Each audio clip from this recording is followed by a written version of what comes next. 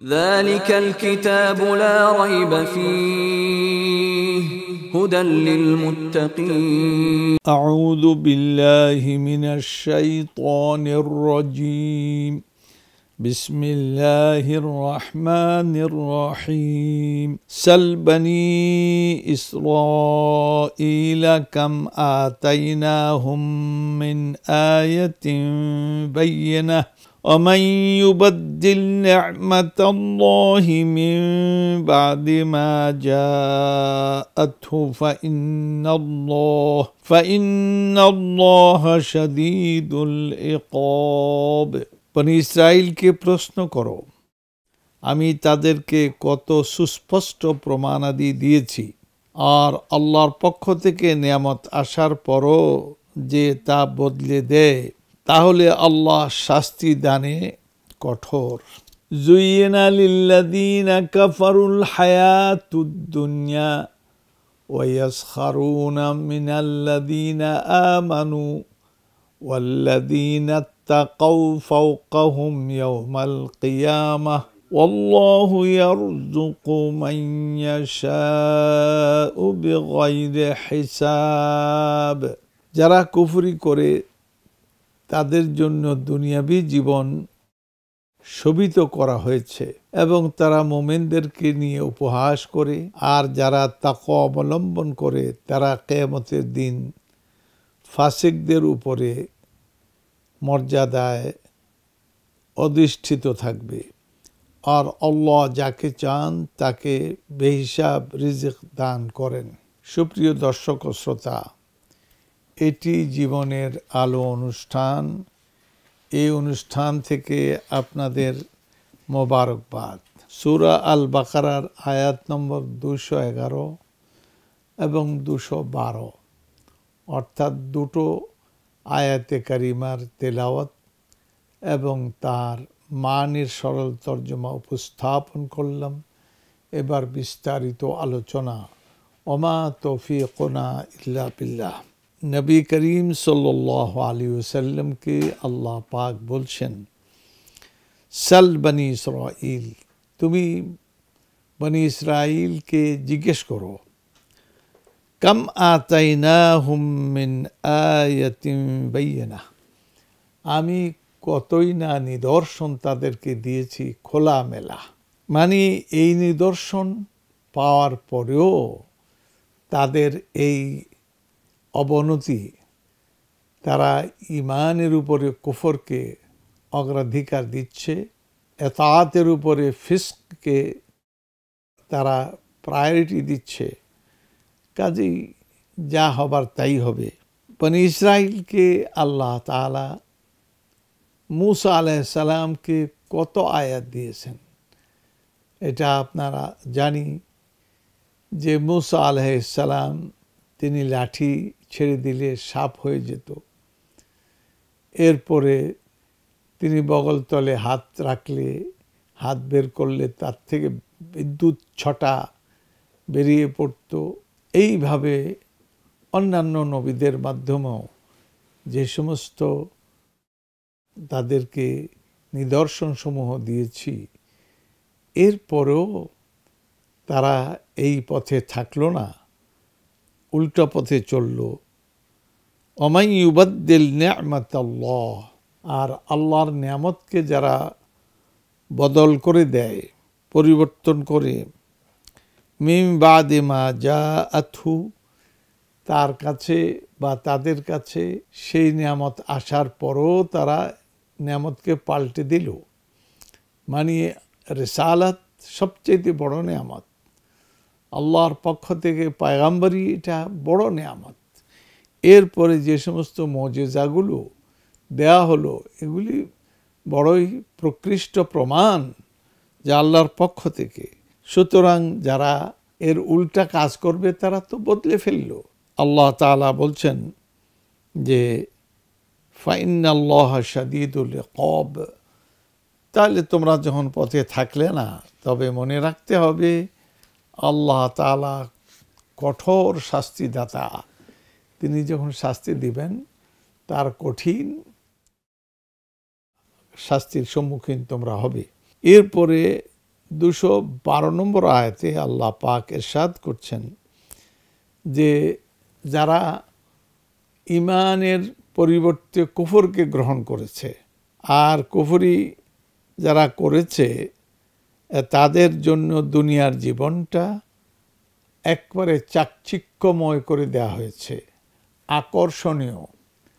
তারা গান গায়, দুনিয়া হামারি है দুনিয়া तुम्हारी है, দুনিয়া আমাদের দুনিয়া তোমাদের। সুতরাং এই দুনিয়ার নগদ পাওয়ার জন্য নগদ যা পাও হাত পেতে নাও, বাকির খাতায় শূন্য থাক। নাস্তিক্যবাদী কবিতা যে নগদ যা পাও হাত পেতে নাও, আখেরাতের কথা বলো, এটা তো বাকির খাতায় শূন্য দিয়ে রাখো। নগদ যেটা পাইছো এই বাস্তবতাই সঠিক, সুতরাং হাত পেতে নাও। এটাই আল্লাহ পাক বলছেন যুইনা লিল্লাযীনা কাফারুল হায়াতুদ দুনিয়া, যারা কুফরি করে বা কাফের, দুনিয়ার জীবনটা তাদের জন্য আকর্ষণীয় করে দেয়া হয়। ওয়ায়াসখারুনা মিনাল্লাযীনা আমানু, তারা বিদ্রূপ করতে থাকে কাদের সঙ্গে? ওই ঈমানদারদের সঙ্গে। তাদেরকে তারা বিদ্রূপাত্মক আচরণ তাদের সঙ্গে করে এই ধরনের, এবং তাদেরকে অপমান করার, খাটো করার যত সব তারা উপায় খুঁজে বেড়ায়। ওয়াল্লাযীনা তাকাউ ফাওকাহুম ইয়াওমাল কিয়ামাহ, তবে আল্লাহ তাআলা যারা তাকওয়া অর্জন করেছে, ঈমান এনেছে, তাদের মর্যাদা এদের উপরে, এই কাফেরদের উপরে ইয়াউমাল কিয়ামাহ, কিয়ামতের দিবসে যখন আল্লাহ তাআলার সামনে দাঁড়াবে, তখন দেখবে যে ঈমানদারদের কত বড় মর্যাদা আর কাফেরদের কত অপমান আর শাস্তি, এটা তারা প্রত্যক্ষ করবে। আল্লাহু ইয়ারযুকু মান ইয়াশাউ বিগাইরি হিসাব, তবে আল্লাহ যাকে চান বেগাইরে হিসাব রিজিক দান করেন। এক তো হইল বেগাইরে হিসাব, আখেরাতে তার হিসাব নিকাশ, তার কোনো সীমা সরহদ থাকবে না, সেখানে আল্লাহ তাআলা দিবেন। আর দুনিয়াতেও আল্লাহ যাকে চান, কাফেরদেরকেও দেন, মোমেনদেরকেও দেন।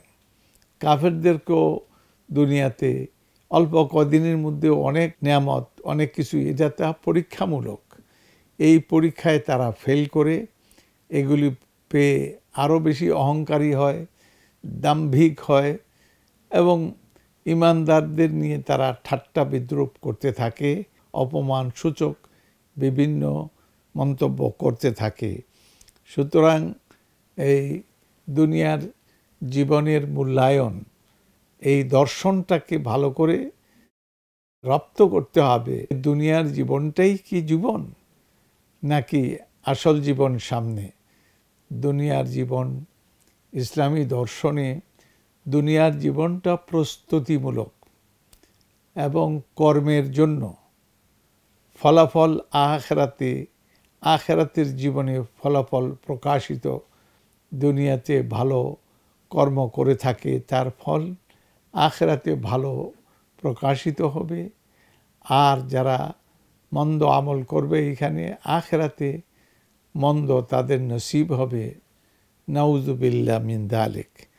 তো এর থেকে আল্লাহ তাআলার কাছে পানাহ চাওয়া, এবং এই দুনিয়াকে আমাদের চোখের সামনে সবচাইতে বড় না করেন, বরং আখেরাতকে আমাদের সামনে বড় করে আমাদের সামনে তুলে ধরেন। আমরা ঈমানের মাধ্যমে যেন আখেরাতের জীবনকে অগ্রাধিকার দেই, প্রাধান্য দেই, প্রায়োরিটি দেই, কারণ সেখানে জান্নাত।